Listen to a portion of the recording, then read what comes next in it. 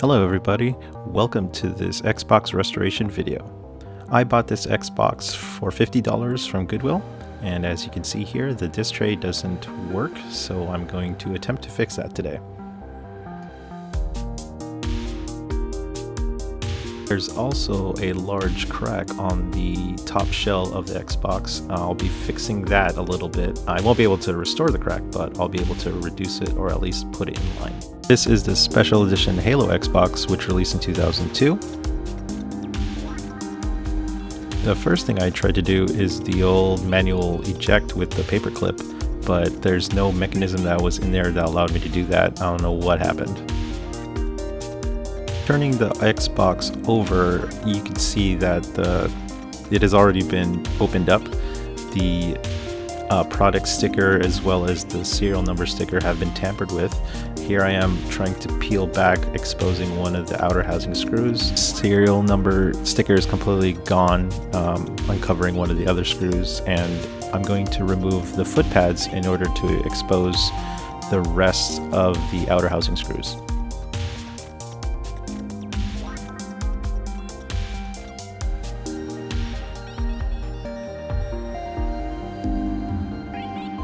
There are 6 screws total on the outside casing. They are Torx type screws. You could buy these Torx screwdrivers from Amazon or from your local hardware store. They're pretty easy to find nowadays, not like back in 2000, 2001. These screws are surprisingly long. They go from the bottom all the way up to the top of the console itself, and this is the only things that are preventing both of the shells from folding together.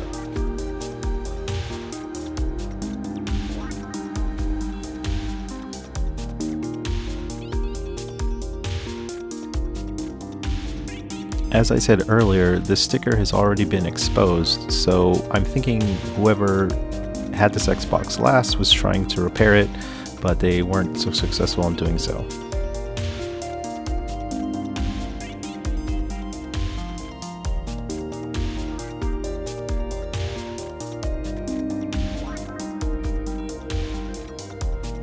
Now with the last screw taken out, we could flip over the Xbox and remove the top outer shell.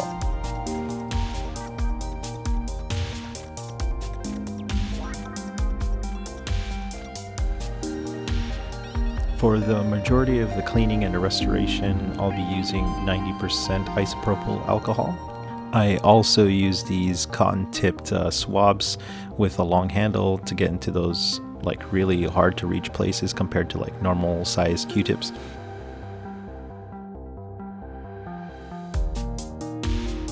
Basically what I'm doing here is I'm just trying to clean out any of the grime and dust and debris that's normally left inside of the system, trying to get rid of it as much as possible to make sure that the system runs as easily as it can. Doing this allows your system to breathe easier, keeps the thermals down, and hopefully has the system last a lot longer than it normally would otherwise.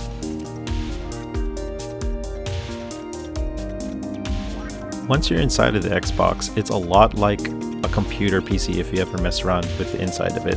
It uses normal screws, but as you can see from the top here, we're going to remove the CD or DVD ROM cage, and as well as the hard drive cage.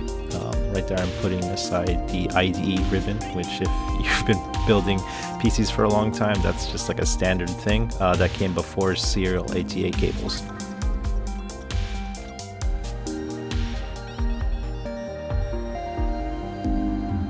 Obviously, before exposing your internals of any kind of system, a PC or a console, you make sure to ground yourself so you don't conduct any static electric charge into the system.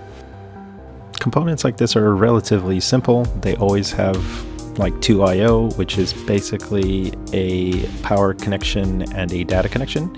Here I am trying to remove the power cable since I can't fit my fat fingers in the hard drive tray, so I use some pliers to take them out.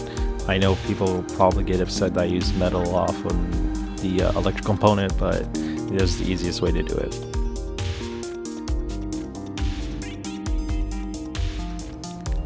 Now with the data cable, power cable, and screws removed from the hard drive tray, I can remove the entire hard drive. This is the original OEM hard drive. Now I'm dust blasting as much of the loose particles and dander, debris, whatever is inside of the system to move it around. I'm also inspecting to see if any of the components are moving. Ones that aren't supposed to be moving, like any wires, cables, that type of deal. Once that's done, I go in with a horsehair brush and I try to remove physically as much of the loose dirt and grime. When I started cleaning this, I also noticed that there's some like rust on the stainless steel, like the magnetic shielding and heat shields. This leads me to believe that the system was kept in a more humid environment. Maybe it's from like the southwest kind of deal where I purchased this from. After initial inspection of this side of the Xbox, I'll be removing the DVD-ROM drive out of its cage. And now I could definitely see there's a lot more dust and grime right under the cage itself. Again, I'm removing the IDE ribbon cable as well as the power cable. And I'm also removing it from the motherboard itself. The power cables I'll just leave for now. So dusting isn't enough most of the time, especially on this particular Xbox. There was a lot of dust and dirt that was caked onto the motherboard itself, so I'm taking the isopropyl alcohol and scrubbing it down. I don't know what the previous owner did with this Xbox, but it's like a really sticky kind of dust and debris. It was and reddish. It was kind of weird. This is a tedious part of the process, but I like keeping the system neat and tidy. It also like again helps with performance, so I don't have to worry about that or any complications in the future. Also, in the post-COVID era, whatever you bring into your house, you want to make sure that it's safe. The hard drive cage was relatively clean, which makes sense since it was on the fan side of the system, but I'm just going through all the nooks and crannies, make sure to keep it clean and looking good. Finally, we get to the DVD-ROM drive. I'm just trying to clean the top of it and trying to pry it outside of its DVD cage. It's pretty easy. It looks just like a normal DVD-ROM that you would take outside of an older PC. Once you remove the outer housing screws of the DVD-ROM, you want to be relatively careful with it. It's a very sensitive piece of equipment. As you see there, I tried removing the outer case, but I forgot one of the screws, which was under a warranty sticker. The first thing I did when exposing the lens and the laser array is to clean them up. Over time, these things get dusty and dirty and stuck sometimes, so they once in a while need regular maintenance. Once that's done, I go and figure out what's wrong with the actual DVD tray ejection. It's a pretty common problem in these DVD-ROM drives that like either the ejection or the tray gets stuck somehow. I'm here making sure that all the gears and the sprockets and the teeth are all lined up so it's a smooth action. And as you can see, the mechanics are pretty smooth. The tray probably needs a little bit more grease, but it's most likely this part, the rubber band, that has been old and needs to be renewed. And you could buy a new part for this, but I have a special trick for it, and it takes a little bit of while, but you basically boil it for about 3 minutes. Once you're done with that, you pop it back in, and hopefully the elasticity of the rubber band has been returned. You also want to make sure that when you reinstall it that there's no kinks or overlap in there. I greased a little bit of the tray rails so that it's a smoother action, and now I'm just making sure and testing that it's not getting stuck each time I pull out that tray.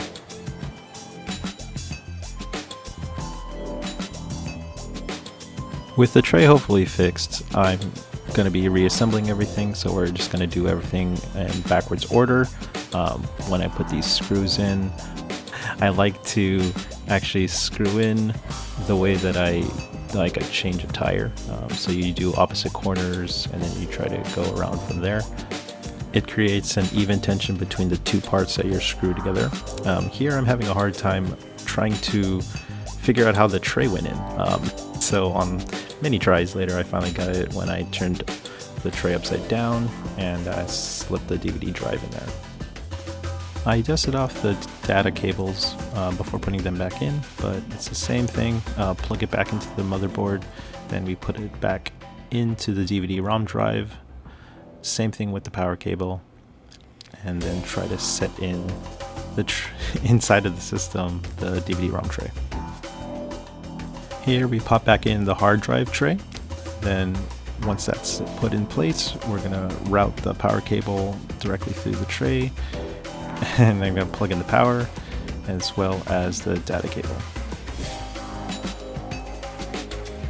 This was one of the loosest systems I've ever opened up. Normally there's a lot of stickers and tabs, but you know, whoever tried to fix this previously probably got rid of all that stuff.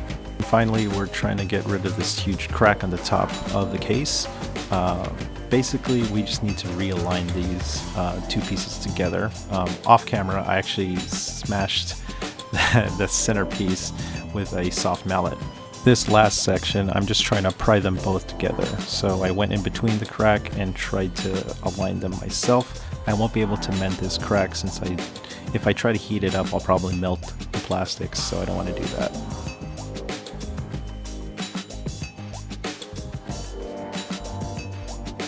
Once I have everything inside of the system, I'm going to put the cover over, but not screw everything tightly back because I want to make sure and test that everything's working for now. If something isn't working, I don't want to unscrew everything all over again and rescrew them. It just wastes so many more steps.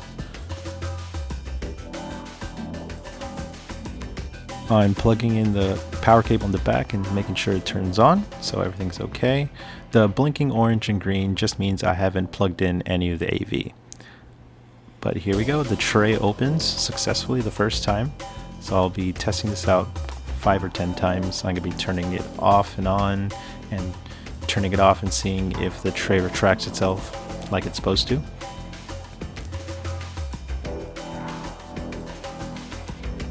So I'm pretty happy about the result. Thankfully I was able to resolve the tray issue.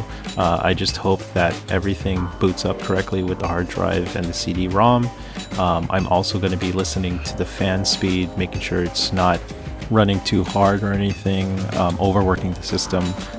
If that is the case, I'll have to go back in and maybe reapply some thermal paste. But from what I saw, it seemed to be okay. Now I'm just cleaning up the top cover and reapplying the screws back where they came from, as well as the foot pads. Again, I'm doing the spare tire opposite screw-in method. But yeah, it was relatively easy. There's not a lot of paste or sticky stuff on the outside. I just can't wait to boot up the system properly, hook it up to a CRT, and make sure everything starts up correctly.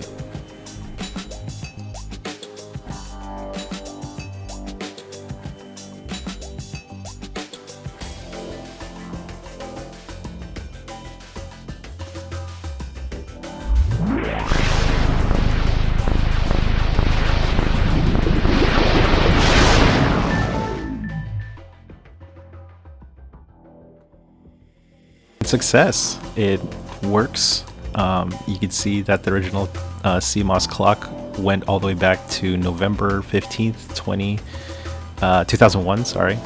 And it's been 20 years since this Xbox has been out there in the wild.